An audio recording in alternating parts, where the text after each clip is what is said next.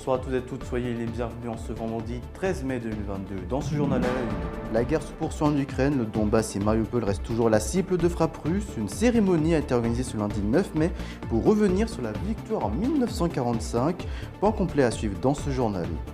Autre conflit que l'on évoque rarement ces dernières semaines, malgré son risque d'escalade, les affrontements entre Israéliens et Palestiniens sont de nouveaux quotidiens au Proche-Orient.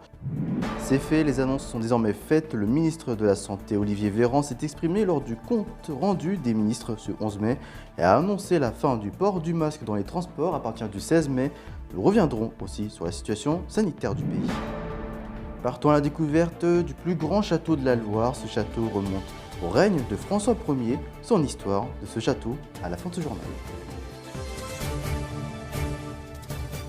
Bienvenue dans ce journal sur AR1. La guerre se poursuit en Ukraine.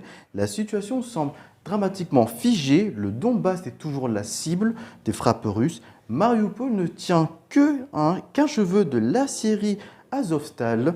Les forces ukrainiennes résistent avec l'aide des armements occidentaux. Ce lundi, Vladimir Poutine a présidé la cérémonie du 9 mai à Moscou avec le défilé militaire et un discours. Point complet avec Meiki Souplon. Lundi, s'est tenue la cérémonie des commémorations du 77e anniversaire de la victoire soviétique du 9 mai sur la place rouge à Moscou. Le défilé aérien qui était annoncé a été annulé pour cause de mauvais temps. 11 000 soldats ont défilé. Lors d'un appel téléphonique, Vladimir Poutine, le président russe, a insisté auprès d'Olaf Scholz, le chancelier allemand, sur l'idéologie nazie, ces forces que la Russie combat en Ukraine.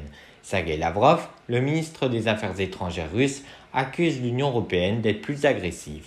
Lloyd Austin, le chef du Pentagone aux États-Unis, demande un cessez-le-feu en Ukraine après un appel avec Sergei Shoigu. Liz Truss, ministre des Affaires étrangères britannique, demande que plus d'armes soient livrées en Ukraine. Après le retrait des troupes russes à Kiev, plus de 1000 corps ont été retrouvés à Kiev. L'ONU a d'ailleurs décidé d'ouvrir une enquête sur les atrocités commises par les envahisseurs. À ce jour, plus de 6 millions d'Ukrainiens ont dû fuir leur pays. L'adhésion de la Finlande a longtemps proforme. Le président et le premier ministre de la Finlande se sont dit favorables ce jeudi 13 mai à une adhésion sans délai à l'Alliance Atlantique. Ceci doit être officialisé ce dimanche. Ça n'a pas plu à Moscou qui a réagi en affirmant qu'une adhésion du pays nordique à l'alliance militaire occidentale consisterait assurément à une menace contre la Russie, évoquant la prise de mesures militaro-techniques. La Russie va suspendre ses livraisons d'électricité à la Finlande à partir de ce samedi. L'opérateur du réseau électrique finlandais assure ce vendredi pouvoir se passer des importations de courant venus de la Russie.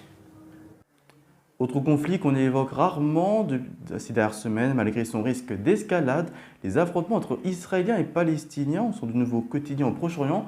On retrouve Pierre-Emmanuel Alter pour l'analyse de la situation sur place. Bonsoir Pierre-Emmanuel, cela fait déjà plusieurs semaines que cela dure et ça ne semble pas aller vers l'amélioration.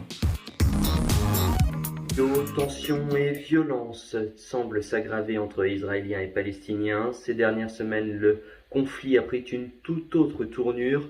La mort mercredi d'une journaliste d'Al Jazeera couvrant une opération militaire israélienne pourrait ne faire qu'empirer la situation. On se retrouve juste après pour l'analyse et les réactions internationales après ce rappel des faits qui ont eu lieu depuis près de 2 mois. C'est un reportage réalisé avec l'aide de Rodrigue Bedin.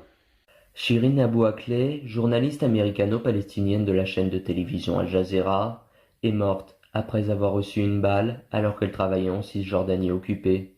Elle portait pourtant un gilet pare-balles avec l'inscription presse. Il s'agit de la dernière victime en date causée par les affrontements à Jénine, bastion des factions armées palestiniennes dans le nord du territoire. Al Jazeera et l'autorité palestinienne accusent toutes deux l'armée israélienne, tandis que cette dernière indique ne pas cibler les journalistes.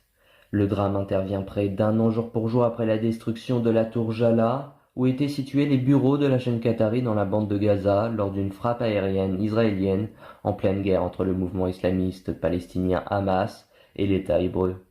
Cette guerre de 11 jours avait fait 260 morts côté palestinien, parmi lesquels de nombreux combattants et des enfants, et 14 décès en Israël, incluant un soldat et 2 mineurs. Un an après la guerre à Gaza, la tension demeure entre l'État hébreu et le Hamas. Depuis le 22 mars dernier, Israël fait d'ailleurs face à une série d'attaques ayant fait au moins 18 morts. 2 de ces attaques ont été perpétrées par des Arabes israéliens et 4 d'entre elles par des Palestiniens, dont 3 jeunes originaires de Jénine. Des attaques qui ont choqué le pays et son premier ministre Naftali Bennett. Capturer les meurtriers n'est pas suffisant, ceux qui incitent à la violence ne peuvent pas se reposer sur leur laurier, a-t-il déclaré. Dans la foulée de ces attaques anti-israéliennes, 30 Palestiniens, incluant des assaillants, ont été tués dans des incidents avec l'armée israélienne.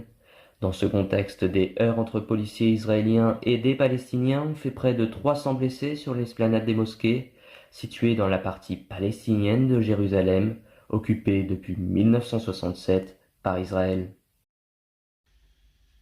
Le conflit du Moyen-Orient entre Israël et Palestine dure en réalité depuis 1948 avec la création de l'État d'Israël. Ces tensions géopolitiques, comme vous avez pu le voir, sont matérialisées par des affrontements violents entre Israéliens et Palestiniens à Jérusalem, mais aussi dans la bande de Gaza, ou encore par les déclarations polémiques d'hommes politiques.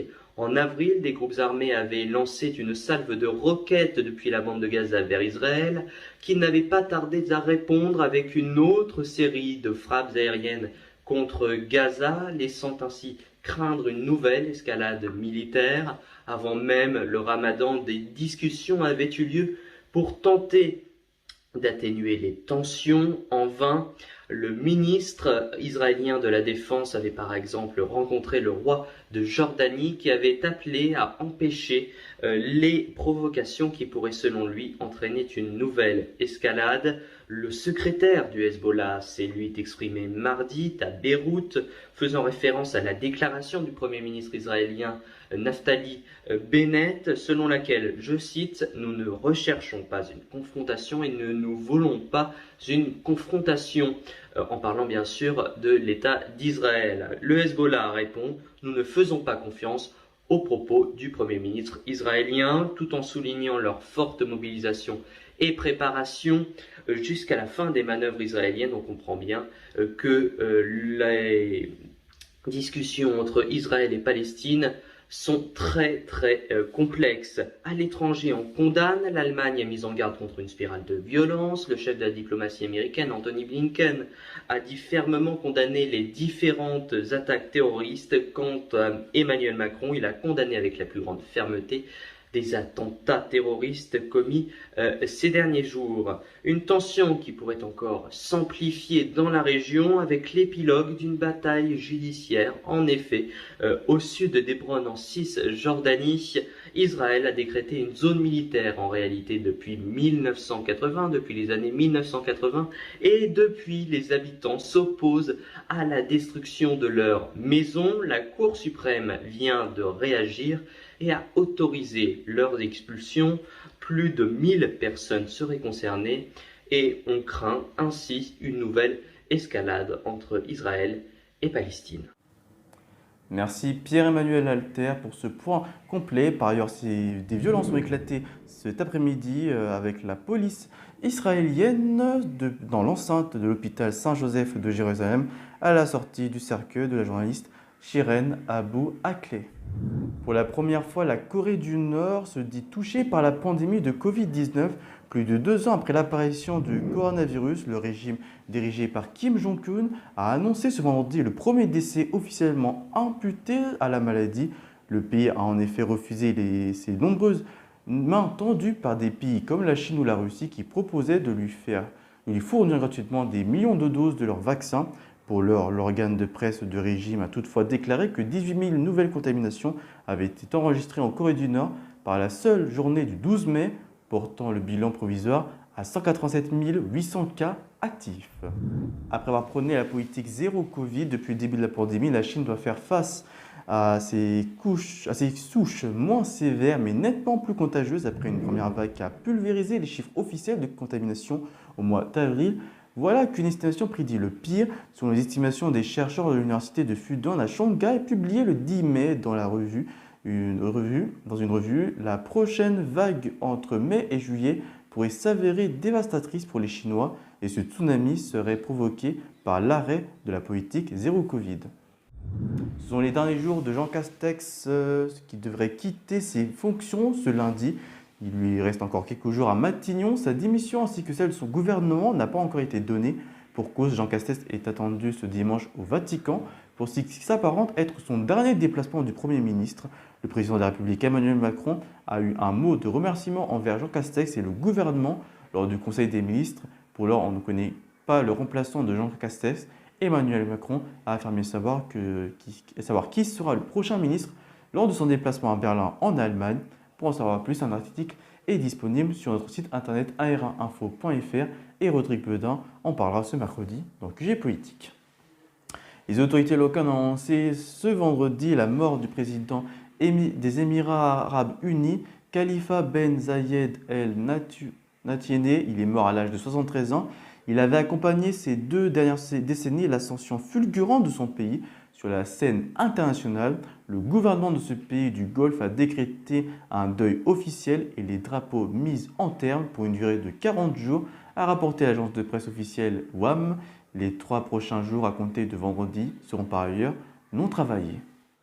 Ça y est, c'est fait, les annonces sont désormais faites. La fin du port du masque dans les transports en commun sera levée ce lundi 16 mai, ce qui a déclaré le ministre de la Santé Olivier Véran lors du compte rendu du Conseil des ministres ce 11 mai. Le président de la République avait souligné l'allègement de la situation sanitaire lors du Conseil des ministres du 4 mai qui allait donner lieu à des adaptations dans les prochaines semaines. Élément de réponse dans ce reportage de Rodrigue Bedin. Il pouvait sembler disparu depuis quelques semaines, mais l'épidémie de Covid-19 est toujours présente. Mais alors, quelle est la situation en France ? Depuis 2 semaines, Santé publique France indique une diminution de la circulation du virus et des hospitalisations. Cependant, même si la crise sanitaire est sous contrôle, elle n'est pas terminée, précisent les scientifiques. Chaque jour, encore environ 40 000 contaminations en moyenne sont enregistrées, mais selon les mots du ministre de la Santé Olivier Véran, la situation est sous contrôle, nous connaissons les risques, nous sommes protégés collectivement face à une vague de variants Omicron que nous avons affrontée avec un minimum de dégâts sanitaires. Une amélioration qui a donné lieu à de bonnes nouvelles. Lors du Conseil des ministres du 4 mai, le président de la République avait souligné une très nette amélioration de la situation sanitaire qui allait donner lieu à des adaptations dans les prochaines semaines. Les annonces sont désormais faites. À l'issue du Conseil des ministres de ce mercredi, celui de la Santé a annoncé la fin du port du masque dans les transports à partir de ce lundi, le 16 mai. Cependant, il reste obligatoire dans les établissements de santé comme les hôpitaux, EHPAD et pharmacies. Il en est de même pour le pass sanitaire, schéma vaccinal complet ou test PCR négatif, qui reste obligatoire dans ces mêmes lieux. Le 14 mars dernier, l'obligation du port du masque à l'intérieur avait déjà été levée dans bon nombre de lieux. Le gouvernement n'exclut pas un retour de l'obligation du port du masque, la remise en place du pass sanitaire ou vaccinal, ou encore une nouvelle dose de vaccin. Par ailleurs, celle-ci concerne déjà les plus de 60 ans qui ont accès à une 4e dose. Pour en savoir un peu plus sur ce sujet, vous pouvez retrouver un article par l'excellent Rodrigue Bedin sur ar1info.fr. On reste en France pour découvrir l'un des plus gros châteaux du département du Loir-et-Cher en centre-Val de Loire, situé à 17 km de Blois. L'origine du château remonte au XVIe siècle, au règne du roi de France François Ier, qui supervise son édification à partir de 1519. C'est le sujet culturel du journal. Découvre ensemble avec Bastien Lolire. En route vers Chambord, dans l'un des plus grands et connus châteaux de la Loire.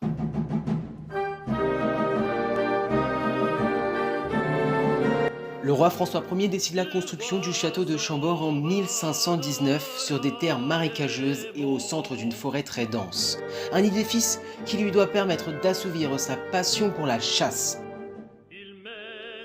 Il ne faut pas oublier que François Ier est fortement fasciné et influencé par les arts et les artistes italiens.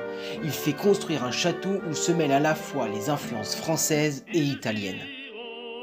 Pour cause de guerre avec l'Italie, les travaux doivent s'interrompre entre 1522 et 1526. Au retour de François Ier, ils reprennent sans discontinuer pendant 20 ans jusqu'à sa mort en 1547. En 1539, l'empereur Charles Quint, l'ennemi juré de François Ier, est reçu par le roi dans ce qui n'est encore qu'un donjon en construction. Seront ajoutés à ce premier bâtiment l'aile dite royale, L'ensemble tel que nous le voyons aujourd'hui sera achevé par le roi Louis XIV en 1685.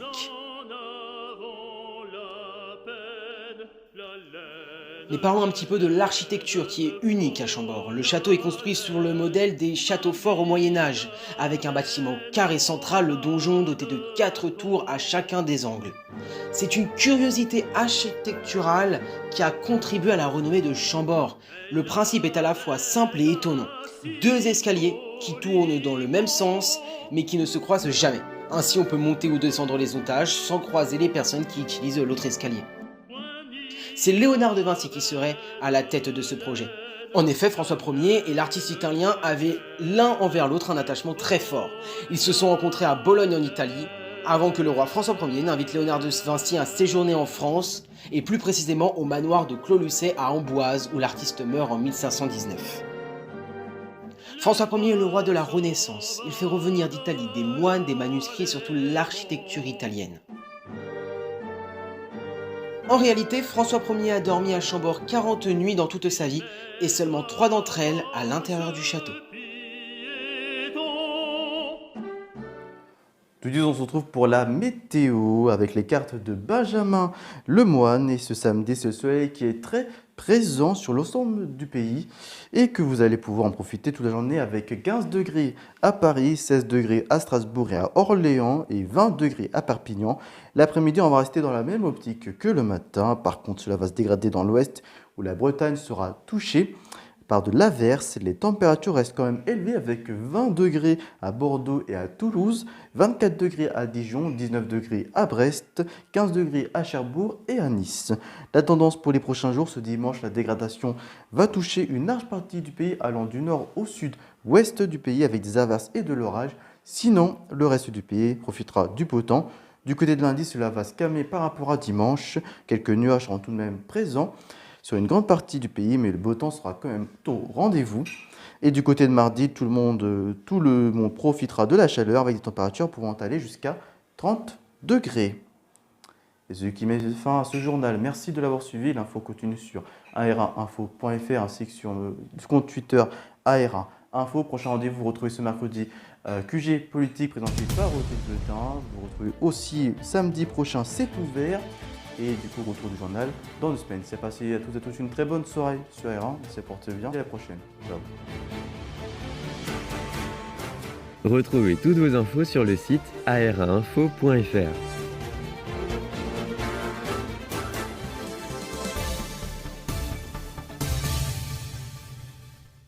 À l'approche des élections législatives, AR1 vous donne rendez-vous mercredi à 16h pour l'émission QG Politique présentée par Rodrigue Bedin.